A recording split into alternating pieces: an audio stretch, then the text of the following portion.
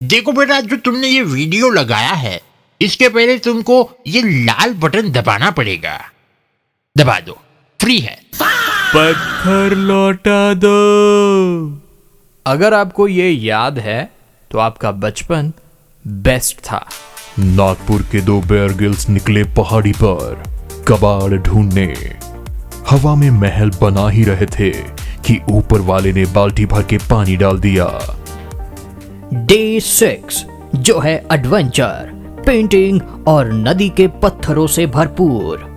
अक्सर देखा गया है कि गाइस बड़े दिनों बाद आज सैंडी और मैं हम दोनों घर से बाहर निकले हैं। डे 6 की शुरुआत हो रही है एक घूमी घूमी सेशन से, क्योंकि घर बैठे बैठे हम दोनों के दिमाग का दही हो रहा था।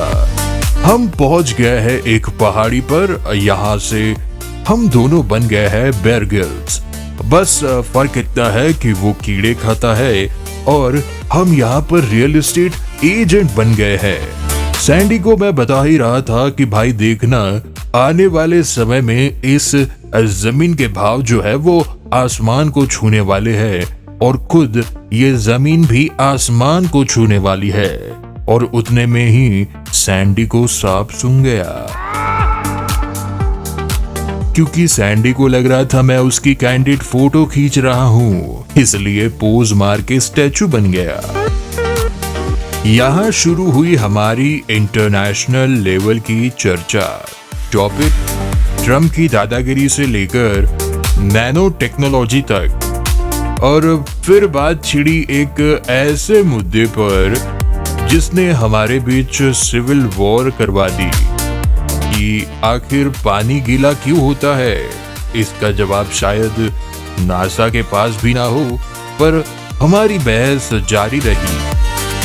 ग्राउंड में कुछ इवेंट्स चल रहे थे, फैमिली एंटरटेनमेंट फुल ऑन था, पर हमें क्या, हम तो अपने फ्रिस्बी में मस्त थे। फ्रिस्बी से शिफ्ट हुए कैच पर, और जब लंग्स ने जवाब दे दिया तो 2 मिनट चैन की सांस लेने बैठे तो लोग हमें घूरने लग गए थे। इसलिए थोड़ी शांति चाहिए थी, तो हमने जगह बदल दी। नया झूला मिला तो शुरू हुई हमारी हवा में ताजमहल बनाने की कहानी। मैंने कहा यहाँ स्विमिंग पूल होगा, वहां 5 गाड़ियां और बीच में एक फाउंटेन जहां से पानी निकलेगा। भाई फाउंटेन बोलने की देरी थी, उतने में ऊपर वाले ने फाउंटेन डायरेक्ट आसमान से खोल दिया। हम दोनों भीगे बिल्ले बन गए थे। थोड़ी देर बाद बारिश रुकी तो मिले पेंटर भैया। क्या टैलेंट है इनका यार। उनकी इमेजिनेशन वाली पेंटिंग्स देखकर हमने सेल्फीज ली, अप्रिशिएट किया, पर थोड़ी देर में पता चला कि भैया ने जो कैनवास पर बनाया था वैसा ही नजारा आजू बाजू हकीकत में उतर आया है।